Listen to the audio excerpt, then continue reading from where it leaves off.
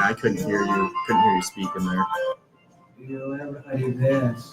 I need like separate headphones so I can listen to this. Bueller. You could hear me. You could hear me speaking right there. I wonder if I got the Yours speakers was down. on. There's all the hot. They should all be high now. Yeah. Oh yeah. Sorry, that should be good. We weren't paying attention. All right, let me switch one over here.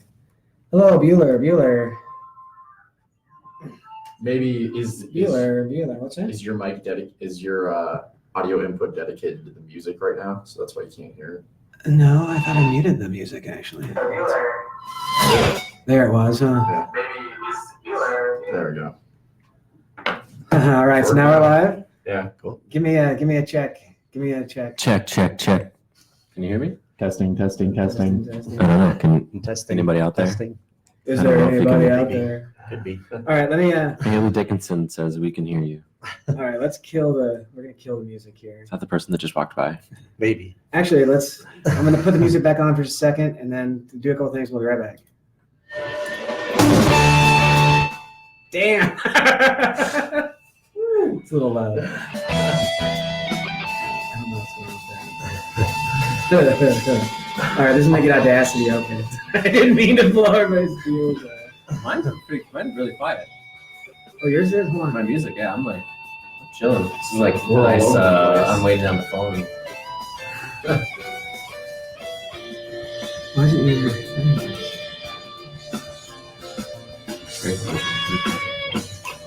Now, there you go. Got it off real quick. It's because it wasn't on. That's why.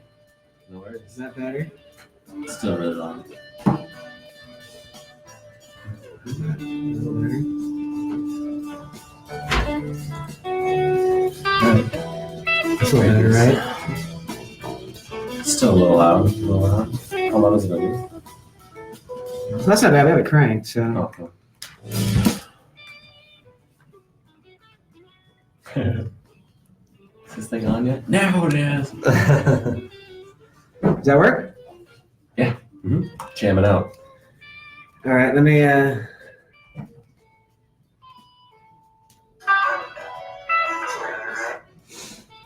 All right, so now Audacity is up and running. So I'm going to mute this. There. Oh, there it goes. Nice. All right, now let's do a check with this that I can see it. So give me a check. Check. Give me that one more time. Check. Okay. Testing. Perfect. Check and test. All right, there we go. We are live. We are All the bases. recording too. So Nice. you got all the bases going. All right, I think we are officially live. Oh, good. I thought it was gonna pop when I pulled that thing out of there. All right. Well, welcome to the All Things Philosophy Show. Today is the special Friday the 13th episode. We're excited for this one because this is, by the way, I don't know if you guys know this. Some echo going here. This is the first harvest moon on Friday the 13th since 2000, and the last harvest moon on Friday the 13th until 2050. So It's Chinese Mid-Autumn Festival right now. yeah, it's all things freaky in Yeah. China. Were you in China with? Yeah, 8 years. Holy shit! All right, we'll come back to that in a second.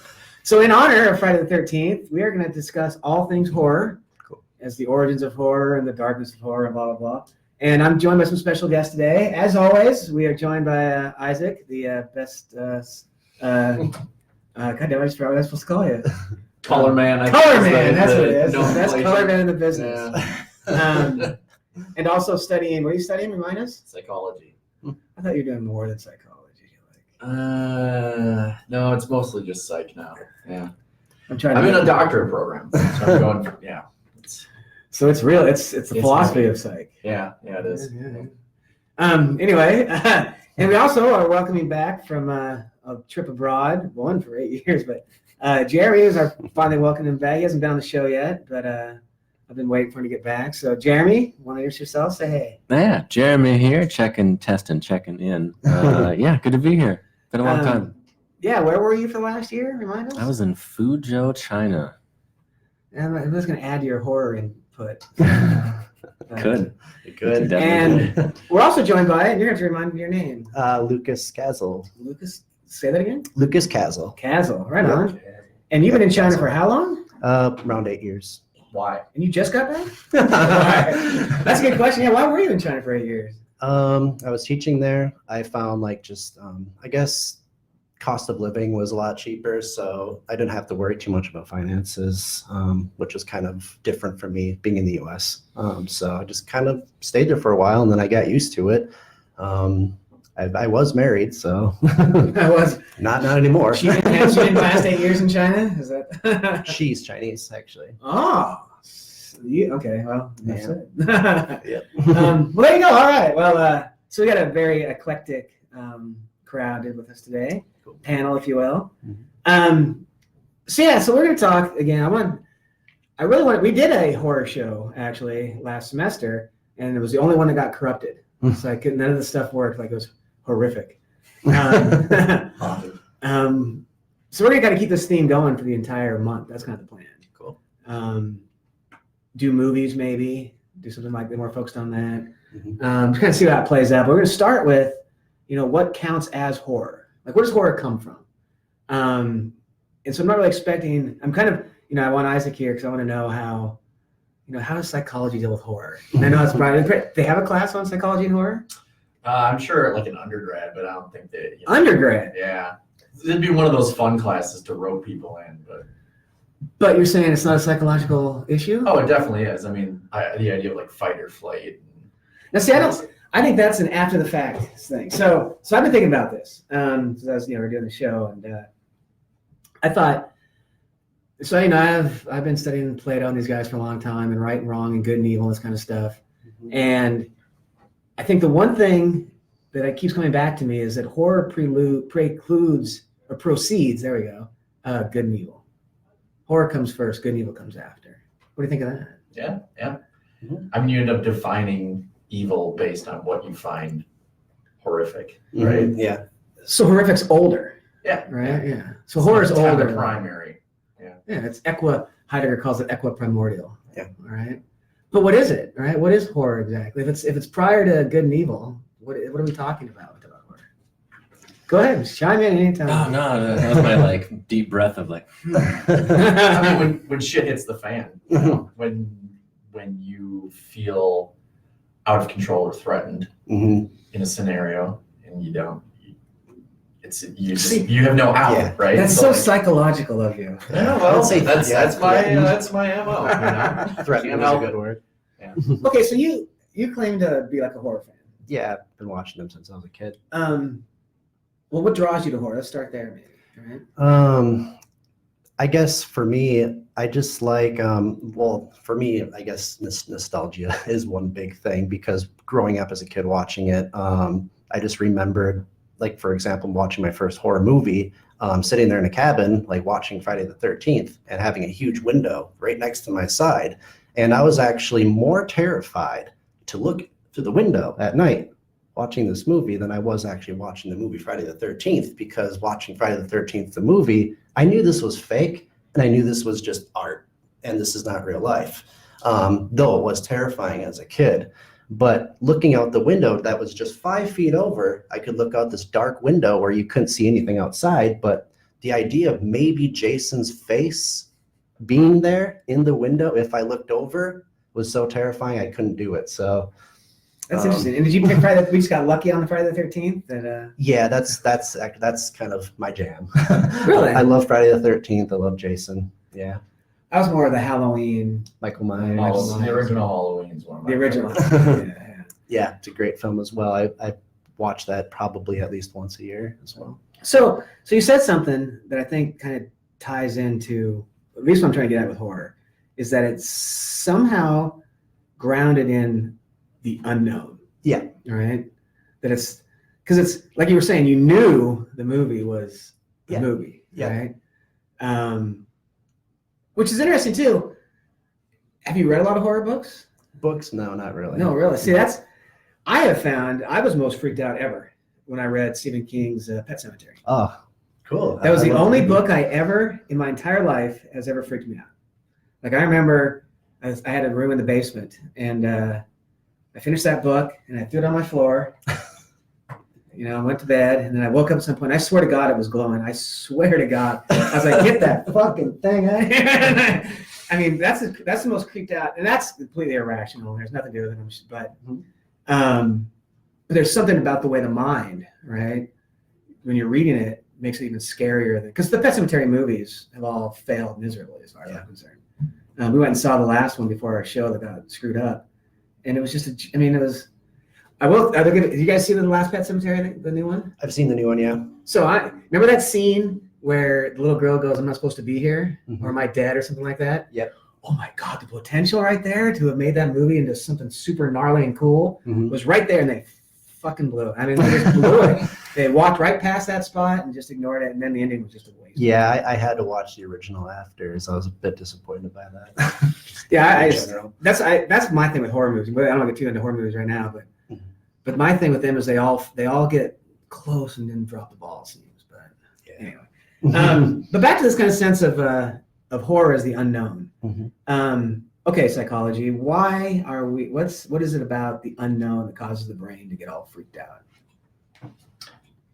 All eyes on me. all of a Yeah. sudden. I'm not Mr. Psychology. No. I mean, Yeah, so if you think, psychology is going to depend on, kind of an evolutionary perspective in this regard. So the people that survive are the people that are wary of the unknown. So, sometimes it pays off to wander into a dark cave and maybe you find some food or water or something. But a lot of the times there's like a fucking bear on the other end of the cave. So it pays to be Bears. wary of shit that you don't know about. I don't know what that mushroom is. Well, some of us tried it out, and some of those mushrooms are great. Some of them killed you. So, it's like, That's why kings have food taste. yeah, you got to have like a cost, you have like a cost benefit sort of thing going on. Maybe watch that guy do the stupid thing, and then you can learn. Like, I thought that was an interesting piece of what you described, where you watch the movie and then looking out the window was Oh, no, scary. I don't look out the window. So yeah, would you have looked out the window without the premise of having seen? Oh, yeah. part of the Yeah, would you have film? been scared by the window Yeah. about the movie? Oh, no, it's fine then. Yeah. Yeah, it's just something, it's just implanted in your head, so you're like, whoa. Well, so now it sounds like horror is more than the unknown. Now it's like we shifted to horror from the unknown to horror of the unknown with just enough information to make the unknown scary. Yeah. Because the unknown itself is not scary. Mhm. It's Needs to nothing. fill in the blank. It's what we put in place of the unknown. It's Right, not- if you have the knowledge that unknown could potentially be Yeah. horrible. It'd just be I bad. mean, what can't potentially be horrible? Sure, sure. Right? But some things are less risky than others. I still feel like we're missing horror somehow. I mean, I feel there's some darkness that we're just having a hard time tapping into. Yeah. Right? I think like when it comes to horror, you do have to maybe label it to two different categories, whether it's artistic horror or actually real life horror. So yeah, I read I've been doing some research for this, and I read a piece about art and horror and stuff. Mhm. And I even used a term. God, that's when academics starts to drive you crazy, right? And they start, well, what we're talking about here is, God, what they call it, art horror. So, I don't know. It's some weird spin term to try to say. Well, it's not. It's hard. It's in art's interpretation of horror, whatever that I'm supposed to take that to mean, right? So I mean, but are they that? I guess I'm not sure why there's a difference there. I think like at least what's kind of interesting when you look into art horror, for example, like you watch directors, directing certain movies, horror movies, and you have makeup specialists and all that stuff that have to capture that image of a horrible image, whether it's a deformity of some face, whatever it is that the director does, but he's got to, they got to capture those horrible things that, inside like a movie to make you feel afraid. So like they're kind of working with horror all the time. So I guess whenever I think of horror, I like to think of what approaches would a director take to try to scare their audience, because whatever those things are would be defined, I guess, as horror. Yeah, and that's what we're trying to tease out is what is that, right? So you Yeah. said something here when you said deformity and Like disgust, something disgusting. yeah, why are those things horrific? Right? Why is deformity? I don't know, Elephant but Man, you right? see a child walks down a street like a little girl, she looks at a man with a really burned face, and the first thing she does is look at him and scream. Does that always happen though? I don't know. My son at least like always, asks. not always, but I would say that definitely someone with like a deformed face will get maybe a little bit more attention and might kind of put an unsettling, I don't know, and especially in children. Yeah, I remember I was walking through the hospital once, and I worked in the children's hospital, and there was a kid they were pushing in a wheelchair who was severely burned, and it was to the point where their eyelids were gone, so they couldn't blink, and they just had like a permanent stare on their face. 1,000-mile stare, or 10,000-mile stare. Yeah, they couldn't blink because they didn't have eyelids. Even. It was like that was pretty startling to look at, but I don't know what it is about that makes it startling. The child is not scary. The idea that they were in a horrific accident is upsetting, but it's not necessarily horrifying. Yeah. And see, I'm not convinced that a child would react that way if they hadn't already seen an adult react that way. Yeah, my That's a son good definitely point. doesn't react that way when he sees people who have some sort of an anomaly. Which says on their there's face. something that undermines on its face that there's something directly linked to the deformity and horror, right? Because now we're saying we've added another layer to it. Because there doesn't seem to be nothing necessarily horrific about the deformity itself.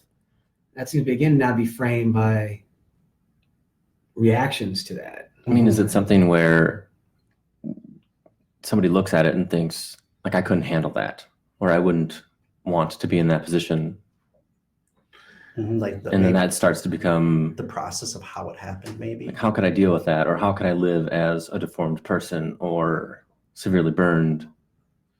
Sounds like we're like brushing against like something that is it horror, is it not horror? Like it's starting to get into kind of that like fade from like, hanging 500 people as a mob versus like a person with a deformity. Yeah, it's like Like there's a gradation of horror, I guess. Like where would like something like Auschwitz fall on this? Well, see, now, so I like that you brought that up. So, yes, I think horror is hard to capture. I'm just going to go ahead and say it. I think it's really slippery. It is. I've been chasing it down for a while now, trying, and it's a hard thing to wrap our heads around what it is because we have so much baggage in terms of it, right? The sense of there's already these accounts what horror is, deformity and monsters and things like that. I mean, we can go back in the history. I did a little bit of research. So the first documented horror figure, as far as the history is concerned, what do you guys think it is? I'm gonna guess 18th century. No, way before that. Okay. But just of the classic horror monsters, one of them's first. Which one do you think's first? According to this stuff, I'm sure there's other research that might be different. As Yeah. like, is it like a popular figure we can Some know? sort of- Yeah, it's one of the popular. I'd say Dracula. You'd say the vampire, yeah. That's kind of where I think I'd have led. It was a Werewolf. Yeah, it was a Oh. werewolf. And the argument was, and I think it's going to make sense, was that what this is, this manifestation of horror, is a manifestation of the risk of wolves, who are intelligent animals. They were little, they didn't hunt the way other animals hunted. Then getting mixed with, stories and stuff like that. Yeah. To where you mix the human with the wolf, and then that becomes the first horrific thing, right? This classical horror figures. Does it have something to do with becoming that which you fear? Well, I mean, so that's an interesting question. Except I do a lot of work in American Indian thought, and a lot of American Indian thought has the general sense of shapeshifters throughout their thought, right? Mhm. So simply shifting shape. Boy, that's a tricky one. There's nothing inherently horrific about that. Maybe in the West there is. And maybe that's because the West and its monotheism and its lack of desire, that these. Well, I mean, hell, the Hebrew Bible says, "Do not mix with God, be kept apart." Right? So something that is a mixture would be automatically, anti-God, so to speak. But the Indians didn't have. Most American tribes didn't have that kind of view. So for them, you know, the idea that a person could become a bear, could become these shapeshifters, that was just something that, you know, could happen. It wasn't horrific. It wasn't a scary thing. It wasn't like Jeff Goldblum turning into a fly. No, it wasn't the fly. Yeah, exactly. But I mean, like their relationship It's a with classic horror. with the land, with the animals, much different than where they're at. Or Well, I mean, that's that kind of how come? And this is maybe a little sidebar, but I've always wondered why the American Indians think so differently than everybody else, and I include in that Europe and Asia, because I think Europe and Asia have some just overlapping connections throughout. There might be some radical different stuff in the premises, which I'm sure I'll tell you guys. But when push comes to shove, we're still basically making the same kind of claims, right? Yeah. Civilization's good, reason is good, authority is good, that kind of stuff. Whereas the American Indians just had a different relationship to that in general, and never got to that same. For whatever reason, I mean, the scholars I've read will tell you straight up that their lifestyle was risky. It was a dangerous lifestyle. It was a lifestyle where death was always right there. But because they embraced the death though in a way that maybe Europe and Asia haven't, or Europe in particular. I think Asia's got a different relationship to death too, but Europe in particular, death is a bad thing. And so horror and death get collapsed into it. And I think that's the Western horror, is the fear of death. Right? Ultimately, I would say someone's going to kill you. Which is to say, that must mean that if American Indians make horror, it must be really fucking good horror. Right? Probably. What does it take to scare an Indian, right? Yeah. But yeah, so I mean, I have found the deformity thing seems to strike right to the heart of it. The more I try to tear away what I think horror is, what seems to freak me out the most, and I'm not freaked out by much, are those movies where they have the human is walking weird, right? Or that, that kind of stuff. It's just like you were saying, just not. That's not right. Just something very abnormal you'd never see. Yeah, and it's just that, and I don't think it'd be creepy if they didn't move. It's the movement of it that makes it creepy to me. So I think there's something about the moving, which I want to get back to the window thing. It's in the darkness is not a problem. It's something moving in the darkness is the problem. Yeah. And it's always, I notice, like, as far as myself, it's always so irrational. Like, about a couple weeks ago, this is going to sound really dumb, but like a couple weeks ago, I was just teasing with my friend in his house. He had a new house. And I was like, hey, man, you got a ghost in your house, buddy. And he's like, real funny. I'm like, no, seriously, it's like an old lady. She's just hanging out. I'm just completely BSing with them, you know? And then one of the people that lived there is like, well, there was an old woman that died here in the house before we actually moved in. Her name was Eleanor.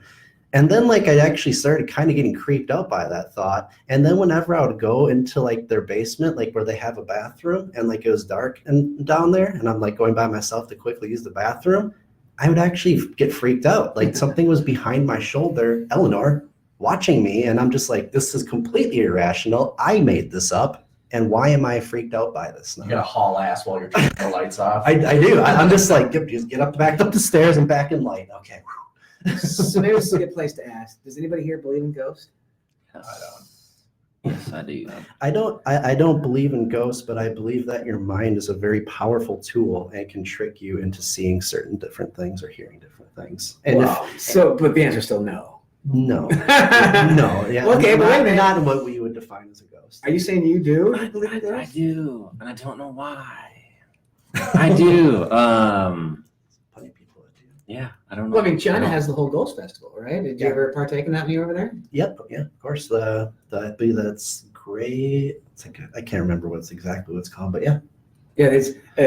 I know it started way back in the day. That's an ancient festival. Yep. But yeah, because the dead are amongst us. Right? I mean, Mexico, the Halloween is the result of worshiping the dead. Right. So, but that's just old folklore, right? Yeah. There's no. People kind of forgot about that.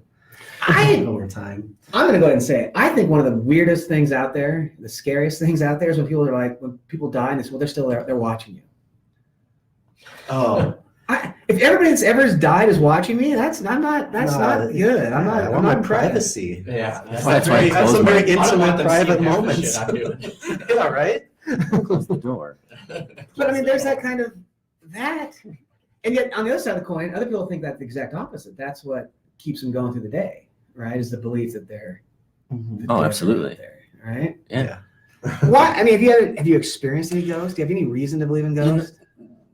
Not outside of somebody sharing with me their experience with what they believe was a ghost. And then it's how I reacted to it, where I get freaked out, man. Like I'm like, I don't like the idea of something that I can't see, or maybe sometimes I can see, or when is it going to come? What can it do? Yeah. Right. So Well, he did that little troll thing to me once upon a time in my back field. I built out a little fort. Like I just wove all these branches out in the middle of the woods, built like this 4 foot high. Like when you were a kid.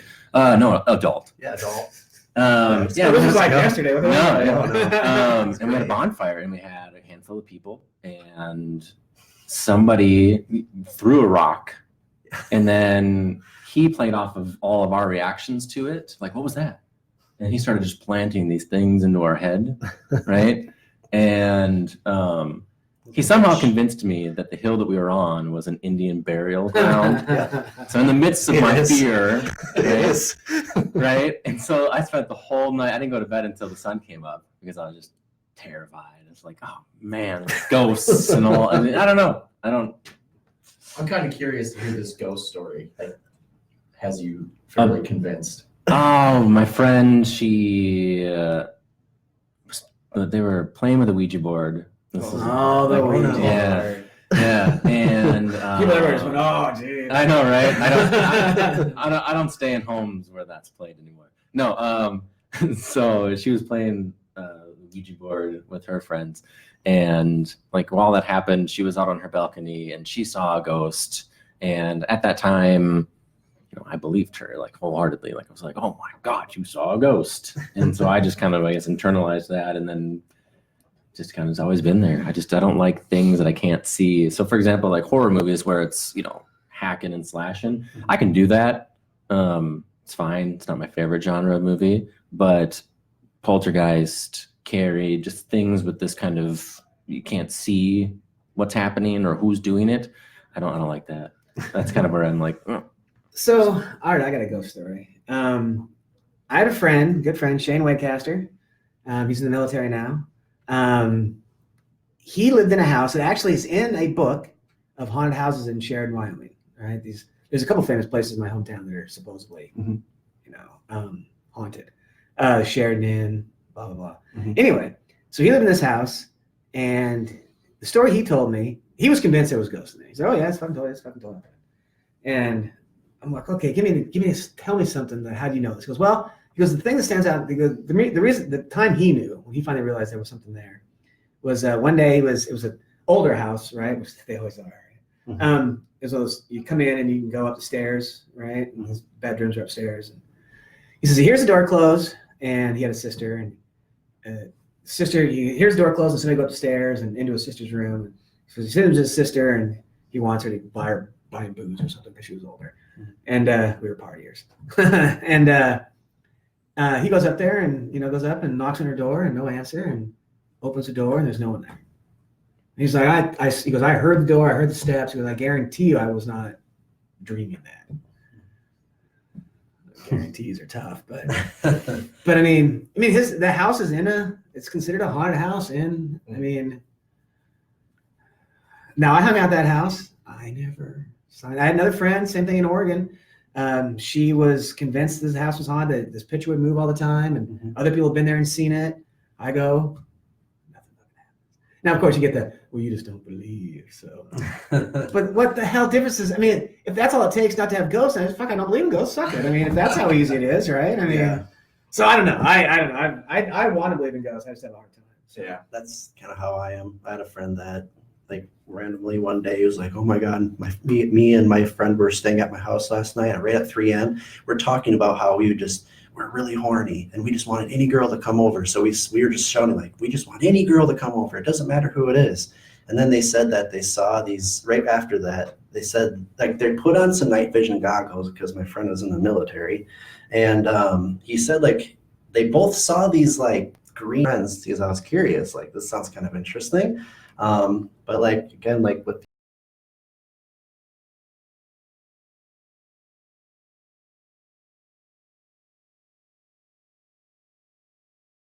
you. Like, I didn't see anything. I was waiting and waiting. I was terrified. I'm just like, oh God, this is going to scare the crap out of me if I see something, but I'm willing to keep my eyes open and look. Nothing. You didn't want to get laid bad enough. Yeah, you yeah. gotta You didn't want to- pull out the horny orbs. Yeah, All right. I've done that. I guess I need to give a shout out here because I'm thinking about it as I'm sitting here. I mean, Gabby, you met Gabby. Yeah. I trust Love Gabby Gabby. more than anybody on this planet. And where he grew up at the hill, Mhm. had this thing, they had what they called the spring people. Mhm. Because there was this natural spring, and supposedly there was these spirits lived at the spring. And Gabby tells stories all the time. And Gabby's one of the most down to earth. I mean, he's not easily, I mean, he just fucking tells it like it is. And he'll say, he had moments where he's standing there, you could feel something coming up the hill. And like, he said one time in particular, like it actually made him like collapse kind of thing. Mhm. And everybody that's ever been there, these are all people I trust. I don't think these people are lying to me.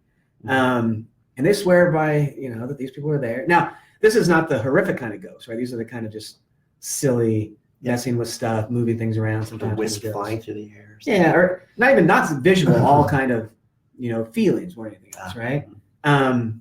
But I remember one time I had my van parked kind of right near the spring, and we were partying like you did at the hill. We were partying, and I'm like, I'm going to bed. Fuck you guys. And I go and lay down in the van, and at some point the van just started shaking, and I just figured it's those guys being jerks, right? I was like, those guys are just fucking, And I didn't think nothing else of it. And then the next morning I was like, all right, so who the hell was shaking the van? We went back up to the rock. I don't know what you're talking about. Now, I don't know for a fact that they didn't come down there and shake that thing, but that's as close. If I've ever experienced anything, that was there. It was that moment.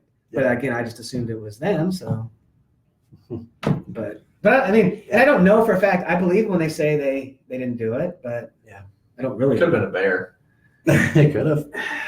No, 'cause- Didn't a bear throw a log in front of you across the street? Just, like, picked it up and. Well, that's an interesting, another kind of interesting way to look at horror. That was one of the most scared I've ever been in my life. So yeah, Gabby and I are hiking out of this place in Eastern Oregon, so we're deep in the no trail kind of country, right? Yep. And we've been seeing mountain lion tracks and all kinds of things, and just basically there's a lot of wildlife around us, right? We're alone, and no weapons, no nothing, And we're hiking back, and on the way back, I see these bear prints, and where's the camera? We're talking. These are big bear prints, and I'm like, wow. And I'm kind of a tracker from back in the day. We knew it wasn't that old because there was still grass where they stepped on the mud and the grass, and the grass was still in the mud. That's one of those tells that you can tell how long they've been there by, because the grass will slowly pull out, right? So he wasn't that far ahead of us until we realized it was she, and I saw a little baby bear once. Now I'm nervous, right? Now I went from bear to fuck, we're gonna get eaten if we don't pay attention to what's going on around us. And all of a sudden we're total spidey senses, right? And that's not horror, but if the bear would have stood up, that could have been horror. I mean, that could have become a horrific moment. Oh yeah, definitely. But the thing you're talking about is we followed those trails. We followed the trail out, and we could see where the bear had walked up to my van. We're out in the middle of nowhere. Walked around the van, and there was this log the size of this table. And you can see where she just grabbed with one claw and just flipped it. And she was showing the cubs how to hunt, basically. We keep following it down until we're like, okay. And then all of a sudden, all the spidey senses, I think that bear was just inside there. We're like, you know what? I'm done. But yes, I mean, but I've never, and I guess what I said, I've never felt anything even close to horror in nature. I've been scared. I've been, alert. I've been lost, but I've never felt horror.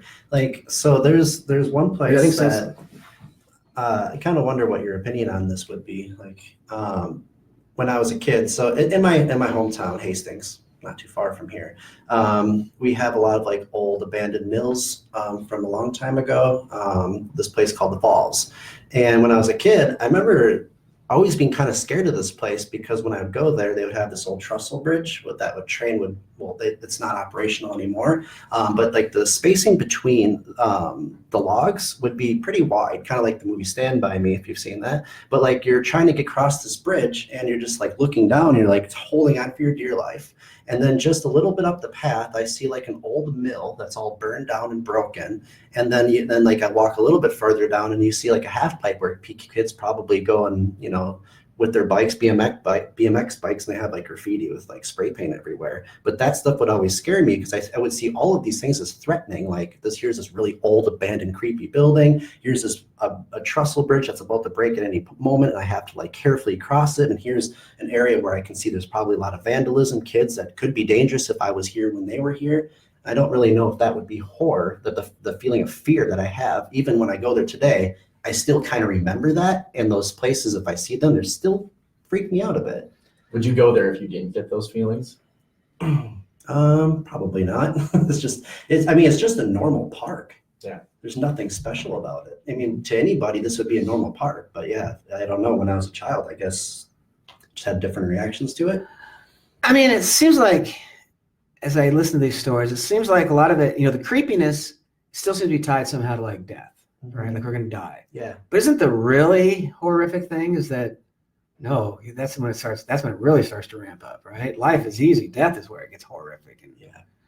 And I don't know. I mean, because if death is just the end of everything, it seems like horror wouldn't be that. Does that make sense? It would just be, we should be able to overcome it. We should be able to rationalize our way out of it, right? But I'm not convinced that's possible. Is it how you get to that point? What do you Is it think? how you get to that death's door? Like, I mean, is it if it's just, I have a Fish heart has a attack, song now that says, "Death don't hurt very long." Yeah. But I mean, if it's, I'm going to have a heart attack and then I'm dead, is that horrifying? Or if if you're in a position where you're, I bet you the moment you're having is pretty horrifying. Yeah. I would think that moment when you realize I'm fucking done, that's got to be interesting. But then, you hear stories of, Buddhists in particular, although you hear this about in people in the Amazon too, these elders that will wait to die until everybody's there. Hey, listen, I'm dying. You got days. You got Mhm. So it doesn't, we're back to that kind of, no, I can't, ever since we've said it, I keep trying to think about what is horror in American Indian thought. And I think I just found a new path I want to go down. I want to first get some Indians in here and say, come on, I want to talk about what do you guys call horror? But I mean, if you were, if it's like Hostel, we saw that the other day. Like Great movie. if Hostel's a great movie. if you're strapped to a chair, and some guy comes in with his leather protectors so that he doesn't get bloody, right? And he's got all of his tools, right? Like, I mean, is that going to be more horrifying than like I'm having a heart attack right now, death is coming? I don't know. That's an interesting question. I know there's no way to answer it, right? But I hear what you're saying, but my gut instinct is no. I think they're both equally horrific because once death is there, I remember this old what the hell was that movie called? The Stepchild or something like that. Oh, is it with Macaulay Culkin Yeah, Macaulay and Culkin, The Good Son. The Good Son. Oh my God, it's an amazing That's a movie. great Love movie. that. There's this great. Remember that scene where they're standing on the well and he wants to smoke a cigarette. He goes, "Well, cigarettes will kill you." He goes, "What does it matter what you die from?" I'll never forget that line. So, what does it matter what you die from? Yep. It's just like, so I mean, there's a sense that seems like an answer to your question. No, it doesn't matter what you die from. It's the dying that scares us. But if you, So if we weren't afraid of death, would horror exist? What if you were in a torture chamber and they said, "I'm not going to kill you, but you're about to get tortured"? That's still horrifying. Yeah. Right? So it's not even. But it's a lot of pain, you're gonna do. I don't. I mean, that seems more. I mean, that depends on so many different things, right? I mean, some people can handle it, like bring it, mother. I mean, some people like it, but Some people that's, like it. outliers aside. Some Average people. like it. Would you rather die than be tortured? But also Horror. the people that like it report that the thing they like is feeling horror and out of control. I can and- understand that. Yeah. So it's not that they're not reporting those emotions still. It's that they're not averse to them.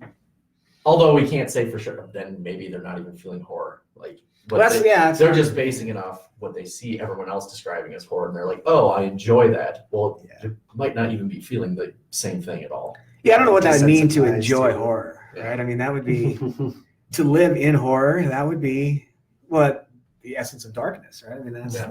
but if you lived in horror and that was your thing, you enjoyed that. To you, that's not horror, right? Isn't that just well, that sounds pleasure? like sounds like we're talking about South Park's Satan, right? Where it's like, Yeah. it's not as bad as everybody says, man.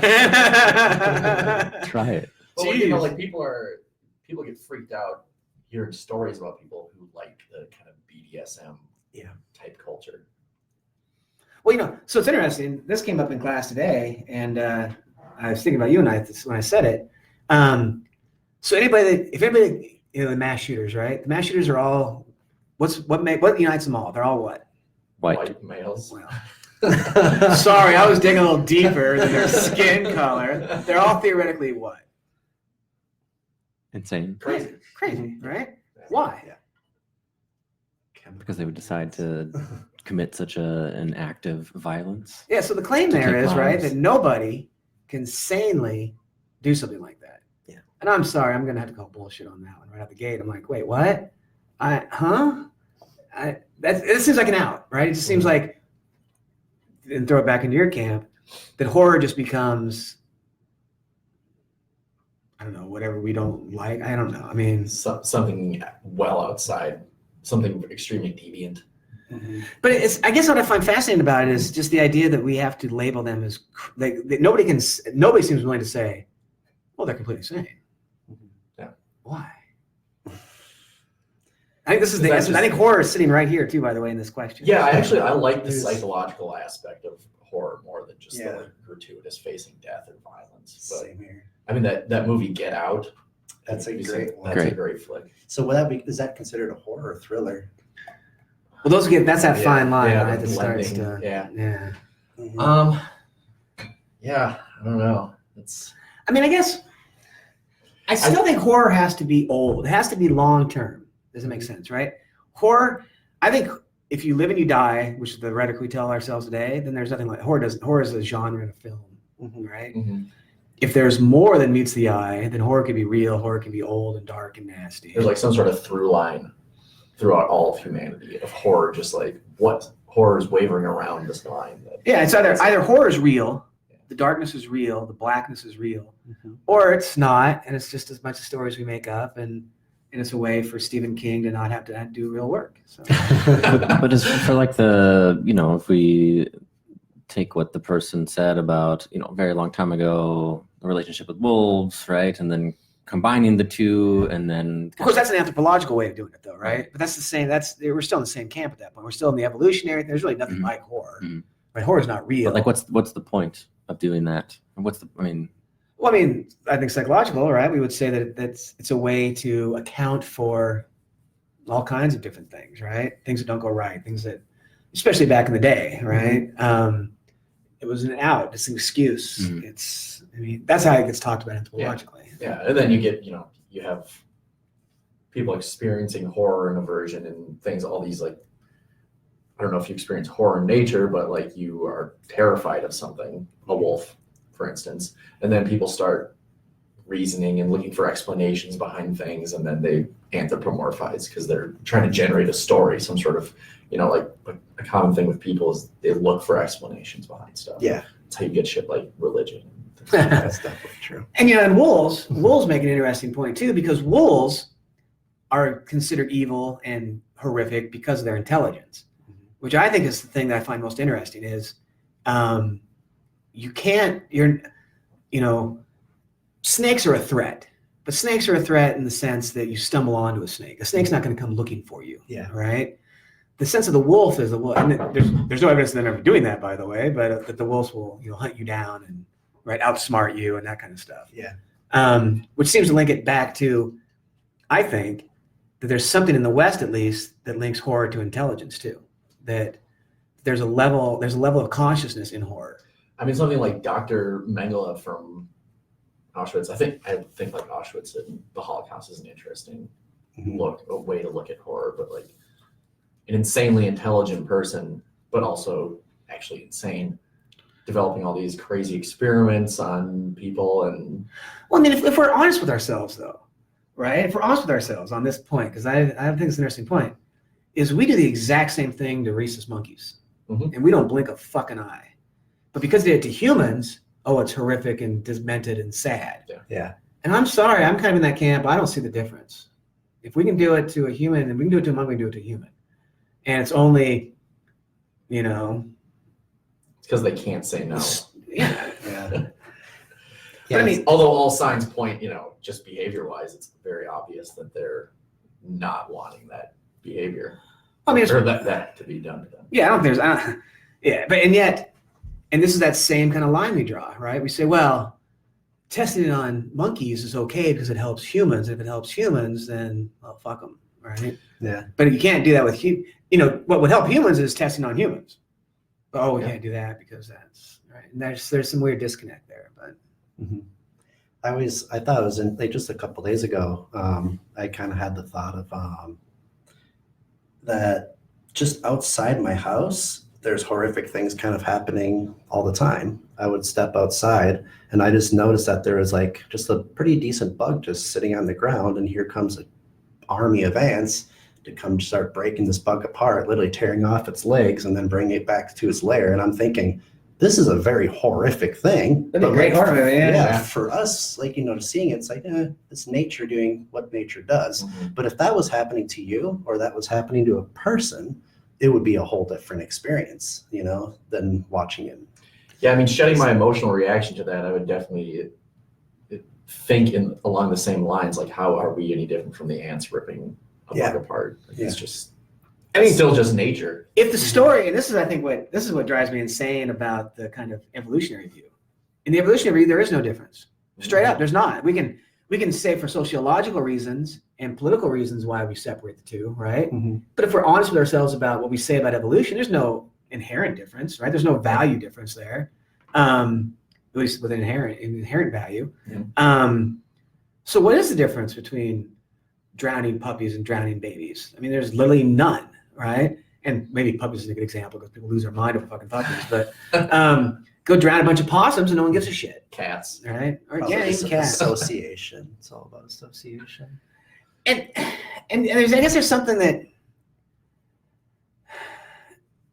I don't know. I mean, there's again that horror just keeps slipping by. Every time I think I'm close to it, it's like shoo, it's like Yeah, what's that? that's a tough one. That's a tough one to tackle. It is, and I think there's as a philosopher, anything that's hard is worth. That's what there must be something there, right? Mhm. Now, of course, the other claim is that philosophy is a waste of time, and there's never anything there. And this is all just a bunch. Psychologists are all right, and fuck it. Mhm. It's all just brain activity and blah blah. It's all epiphenomenon or something like that. Mhm. But boy,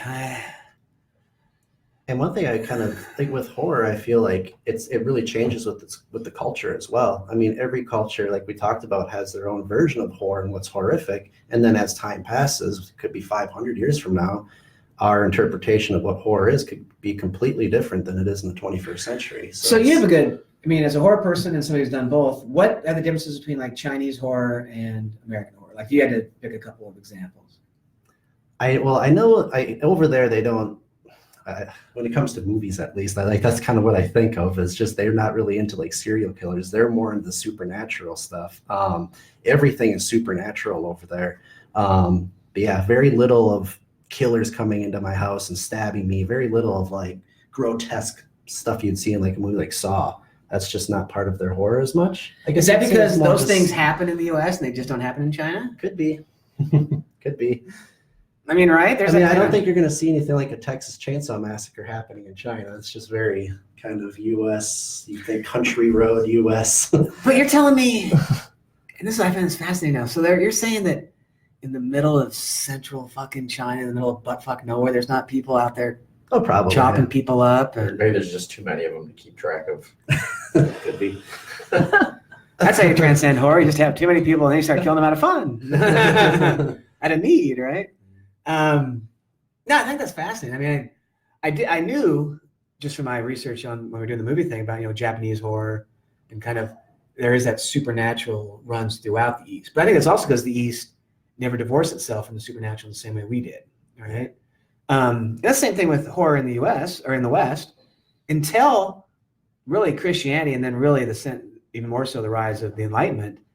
It was more like China. It was more supernatural. All horror was supernatural. It was vampires and that kind of stuff. Mm-hmm. But I think if you look at genre horror now to reflect the U.S., it's like you're saying, it's Saw. It's people breaking into your house, and I will admit, the first time I saw that was one of those whoa. Yeah. Because somebody could come in there and do that to you. Yeah, because it's real. Because it could easily happen. Yeah. That can actually happen to you. I think that's kind of what makes that scary. But see, I don't consider. Yeah, I might call it scary. But I don't consider it horror.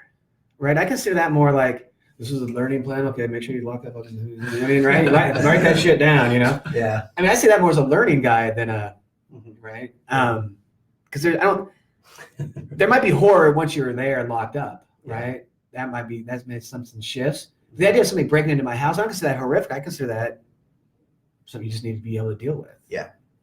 Right. I don't think you can. Maybe that's what to look at horror is. Horror is something that you can't ultimately. What prepare if for. it's something like people are kind of messing with you more, like they're knocking on one door, then they knock on another door, then they break a window, knock on another door, and they kind of putting things in your yard. They're just messing with you. Well, at some point the shotgun comes out and we start doing potholes when they knock. So we find out how much they want to play, right?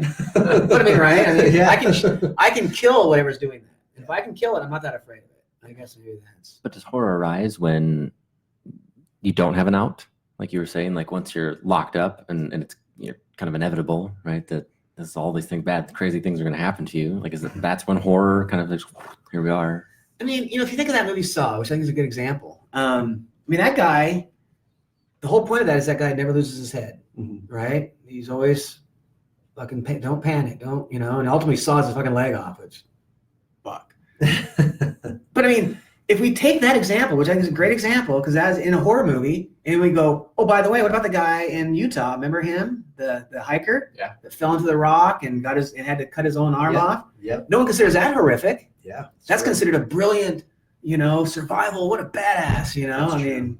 To stay alive, right? But if it's happening to you and you're knocking on death's door because of that same action. Well, both persons are staying alive. I mean, one dude's cutting his leg off to get out of the room, and the other guy's cutting his arm off to get out of the rock. Right? I mean, they're both doing it to stay alive. That's a good point. So one's a horror movie and one's a. Yeah, I didn't feel afraid at all watching the guy with the arm. I'm just wondering what's going to happen, and then you watch Saw, you're like, oh God, please don't do this. Yeah, right. And what's the difference? Is it because it happened to him while he was out? It just happened, but in the Saw, he was put in that position with. I mean, should that matter when it comes to cutting off a limb, though? I mean, if we're honest with ourselves, should any of that? What it is. It seems like there's less known about, like, there's more deviance within a person's mind and how they could go about locking you up or what they're going to do to you. You don't know what their plan is, as opposed to you get pinned in the boulder. You're in the boulder. That's it. Boulder didn't come You for don't you. know if How do you know the boulder didn't come the for you? boulder's always coming. for It you. didn't plan. Maybe planned it. Maybe planned it. You not heard about Sisyphus? The boulder's coming for you, baby. I mean, Dealing with people is. but the act. inherently I'm just talking about the anxiety act of producing. cutting off the limb itself. That's all I'm Just- talking about. Just that piece. Just that, because in the movie, it's horrific. Yeah, Like, and I you're think- like, oh my god. But in the movie where he's cut his arm off, well, you still don't want to necessarily. It has a very different feel. It does. But why? Right? Why does it?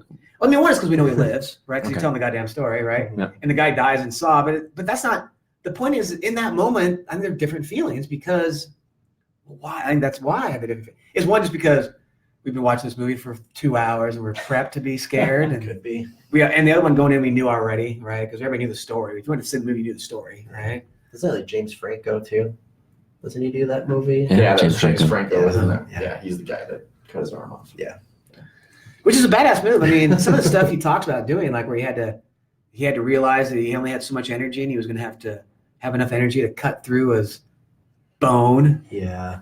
and then be able to tie it off and still have enough energy to hike the fuck out of there. I'm just like, That'd be rough. I mean, yeah. But why is that not horrific? And that's because I think it's fundamentally not, right? There's something fundamentally unhorrific about that. Now, I think a lot of people could have turned it into horrific, right? Like if he dies down there, those last moments are horrific while he's down there dying, kind of thing. But then, as Gabby likes to point out, we heard this story. This is a good one. This is a true story too. This kid will be bought beers or shots wherever he goes. Mhm. This is a true story you guys might have heard about. It was in California. The kid fell into a sewer drain. Yep. And got washed down that sewer drain, was trapped down there for like 12 hours, Yep. standing like chest deep in shit with methane and everything. When Like, was this? it's like a year ago, maybe a year and a half ago, something like that. But we always make the joke, there's nothing, no matter what's happening in your life. It's like, I had to sit in shit for 12 fucking hours in the dark, right? Flowing shit. Flowing shit in the dark. It was pitch black down there. Wow. And yet that's not because if you live, it's not the horror goes away if you live. All horror goes away. All things are forgiven if you live because the kid lives and now It's he's. definitely relief. What the real horror is living? What if the myth of silentness is true. Best never been born at all. Second best is to die soon. And the real horror is living, right? I mean, we don't take that serious. We don't take that serious enough, I don't think. That could be the real possibility. But this is the horror. Mhm. That horror only exists. Yeah, because we have the opportunity to feel it, having But we don't- connections. We don't with know what the the whole death community. thing is. Who knows what weird Could shit be goes great. on. Yeah, I mean, yeah, maybe it's pure feel. I'm still waiting to take the red pill. Which one is that again? I think it just- To go back in or to be pulled out? Be pulled out. Always pull out. Yeah. The pull-out method never works either. by the way. It's worked for me. But well, we're right at that 1 hour mark. So what do you guys think? Do you want to take a break? Do you want to wrap it up? What are you guys thinking? I'm cool with whatever. Yeah. Take a break. Take We a could break. also wrap it up and do another one later, and then go get beers. I like beers. I like beers. I like beers too. So I think that's what. There you go. You heard the concession vote there, ladies and gentlemen. I like beer as well. Throw my hat in the ring. So, yeah, I mean, I think if anything, what this episode has shown us is that whatever horror is, it's elusive. Yeah, it is. It's not as easy. Like I thought, oh, let's talk about what horror is, and I kind of knew going in that was going to be tougher than it sounded, but it seems even tougher now as we try to do it. All right. Yeah, like what is? And so maybe the next step should be, what should the next step be? To do like an historical look at horror, or to turn right to different genres and see. I'd be kind of interested in the history. I think I would be because they too. give us some That would be a context better- for tackling the Yeah. watching some movies and Well, so maybe that should be the next one. So I think I'm not sure what next week's schedule looks like. What are your guys' schedules looking like? I'm unemployed. I have a very open schedule. I'm pretty open on Fridays. All right, let's stick to maybe doing let's aim for next Friday on a historical look. We can do a little research, right? I'll do some research. Yeah, we'll just do a talk through of the historical movement Cool. and see what we come out of with that. So I dig it. cool, yeah. And like I said, I'd like to keep this going up until Halloween. So just keep Cool. getting darker and nastier until maybe we I love Halloween. end with like. Yeah. It's my birthday month. I just love this month. Love Halloween. Love the smell. It's just Well, great. I love and hate at Or- the same time because one Next winter's time. coming and fuck winter. But it also means I'm one day closer to fish in Mexico. Nice. Mike Gordon is playing in January. Yeah, 20th. It's on a Sunday night. So I looked at those shows. They play in Madison the night before. And I thought, ooh, let's do Madison, but it's winter and I'm not going to buy tickets to Madison in January. We did that. Yeah. Not It was middle winter. November. It was. I was gonna say it was getting November. close. Yeah, it where was it was like, the things you do for Did my you go to employees. Doomtree? What's that? Did you go to Dick's? I didn't do Doomtree. I didn't do Oh. dicks. No, No. I didn't do dicks. No dicks for me. Did you bring my swag? Trying to cut back. Oh, I didn't bring it. Fuck. I'll bring it next week. I got you. That's okay. I haven't even unrolled my poster yet. I don't even know what it looks like. Anyway, on that note, so we're clearly done here. So join us next week when we do the history of horror. And as always, like I always like to say, drive fast and take chances. Peace out, Brad. Yeah, peace. Bye bye. Bye. All right.